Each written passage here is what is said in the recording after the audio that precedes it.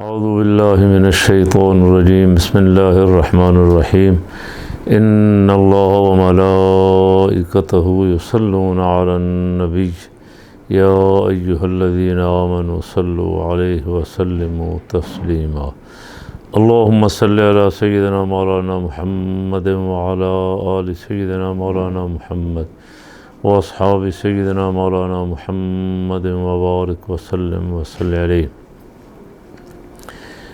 گزشتہ دنوں ملک کی سیاست پنجاب کے گرد گھوم رہی تھی۔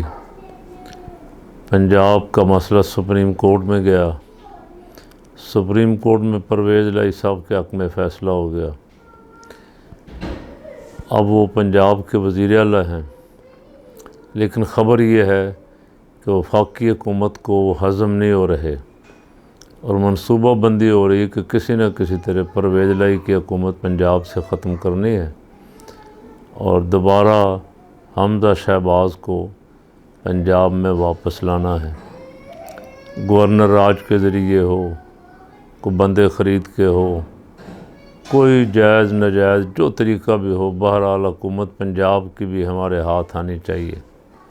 مرکز کی حکومت تو ہے ہی ہے، اور وہ سبحان اللہ وہ جو 4.25 سال الیکشن کا مطالبہ کر رہے تھے، فیئر الیکشن، نیو الیکشن کا، نون لیگ والے، اور مولانا کہتے تھے میں نے تو سرے سے اسمبلیوں کو تسلیم ہی نہیں کیا، ان کا وجود ہی ناجائز ہے اور ان اسمبلیوں میں بیٹھنا بھی ناجائز ہے۔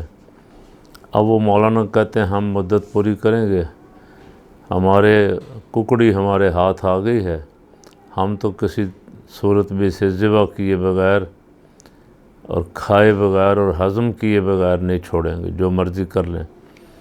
اب وہ جو لانے والے نیوٹرل تھے ان کو بھی آنکھیں دکھانے کی کوشش کر رہے ہیں۔ زرداری صاحب جوڑ توڑ کر رہے ہیں۔ ویسے مجھے کبھی کبھی مولانا پہ رحم ترس بھی آتا ہے، ترس آتا ہے کہ مولانا بیچارے مفاد پرستوں میں گھر گئے ہیں۔ مولانا جس اسمبلی کو مانتے نہیں تھے اب اس اسمبلی کو چھوڑتے نہیں ہیں۔ صرف 4 وزارتوں پہ مولانا ایمان کیا اتنا سستا ہے کہ 4 وزارتوں کے لیے یہ بیچ دیا جائے؟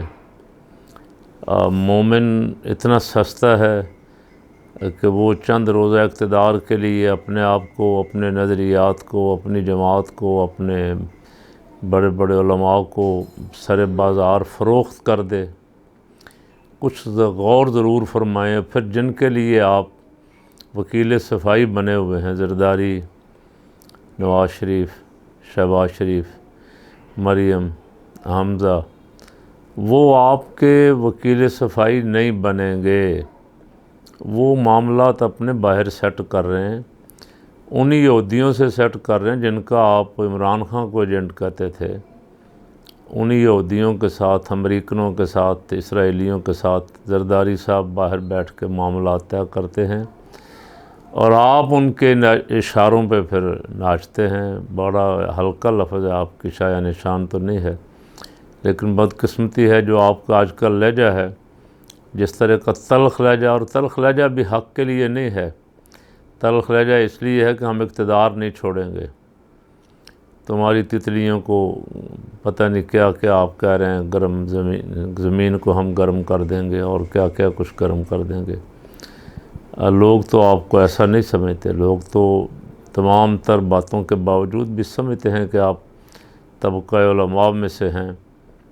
آپ کو یہ زبان بھی استعمال کرتے ہوئے 1000 دفعہ سوچنا چاہیے، اور اقتدار صرف یہ بڑکوں سے یا گیدڑ بوکیوں سے نہیں پاس رہتا، اس کے لیے کچھ نہ کچھ ڈیلیور کرنا پڑتا ہے۔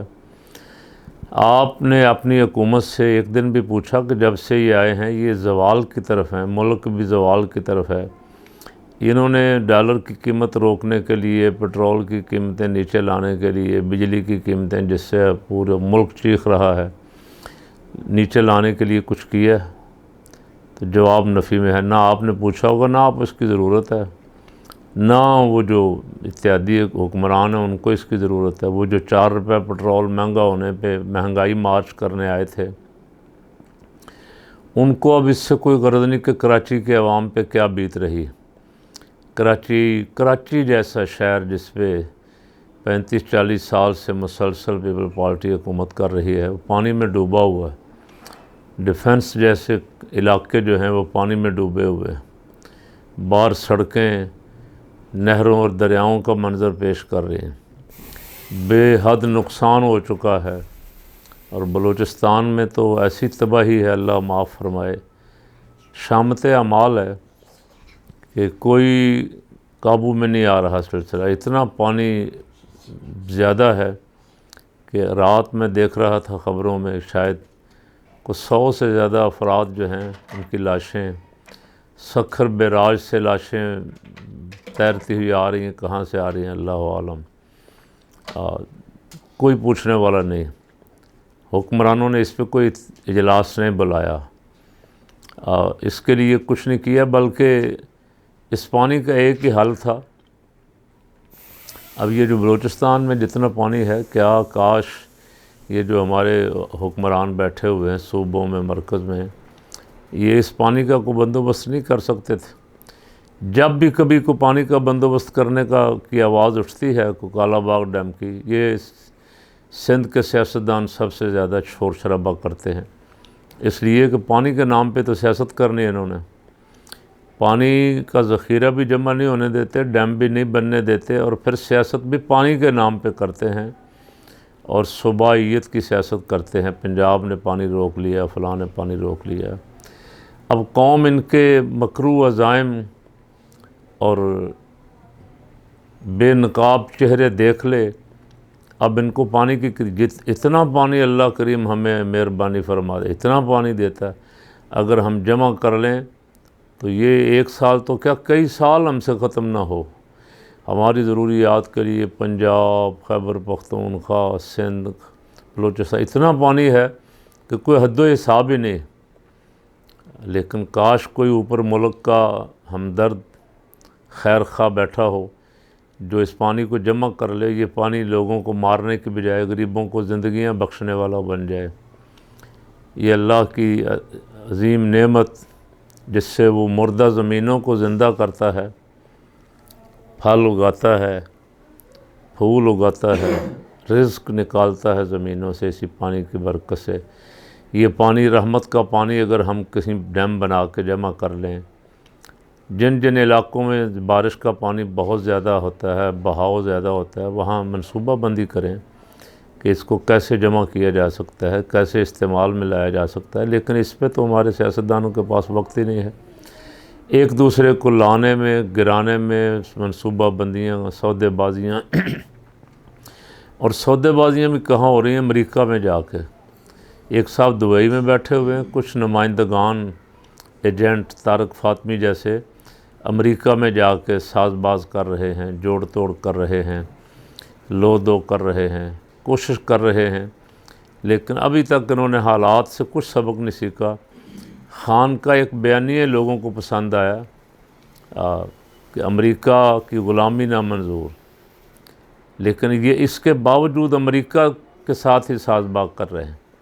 یہ سفارت خانوں میں لانے لگا کے کھڑے ہوئے ہیں کہ کوشش کر رہے ہیں کسی نہ کسی طرح میں بھیک مل جائے، اتنی کو ضرور مل جائے کہ آنے والے اقتدار میں ہم بھی حصے دار رہیں۔ میرا خیال ہے یہ وقت اب کافی گزر چکا ہے۔ اب پاکستان کے عوام نے تہیہ کر لیا ہے کہ امریکہ کے غلاموں کو ایسا دھکا دیں گے کہ آنے والی نسلیں بھی یاد رکھیں گی کہ امریکہ کی غلامی میں اس ملک کو اگر دینے والے اقتدار میں آنے کی کوشش کریں گے تو انہیں انتخاب اور ووٹ کے ذریعے ان کا رستہ روکا جائے گا، اور انہیں انشاءاللہ العزیز پاکستان کے مفادات اور اقتدار کے قریب بھی نہیں پھٹکنے دیا جائے گا۔ قوم جاگ گئی ہے۔ اللہ کرے سندھ، بلوچستان کے بیکورڈ علاقوں کے لوگ جن کو بیچاروں کو پسماندہ رکھا گیا ہے، جن پہ ظلم کیا جاتا ہے سارا سال، جن کی بچیاں اٹھائی جاتی ہیں، بچے اغوا کیے جاتے ہیں، جن کو خان نسلاً بعد نسلاً غلام بنایا گیا ہے، اگر وہ جاگ جائیں اور ان بکاؤ مال سیاستدانوں کو دھکا ایک لگا دیں اس الیکشن میں، جس طرح پنجاب نے 17 جولائی کو ضمنی انتخابات میں دھکا لگایا، اسی طرح کا ایک دھکا لگا دیں تو میرا خیال ہے صفایا ہو جائے گا، اور پھر یہاں سیاست کرنے کے زاویے بدل جائیں گے۔ سیاست کرنے والوں کو سمجھ آ جائے گی کہ یہاں سیاست کشکول لے کے، غیر ملکیوں سے بھیک مانگ کے، غیر ملکیوں کی مدد لے کے نہیں، بلکہ عوام کی خدمت کر کے سیاست ہو سکے گی۔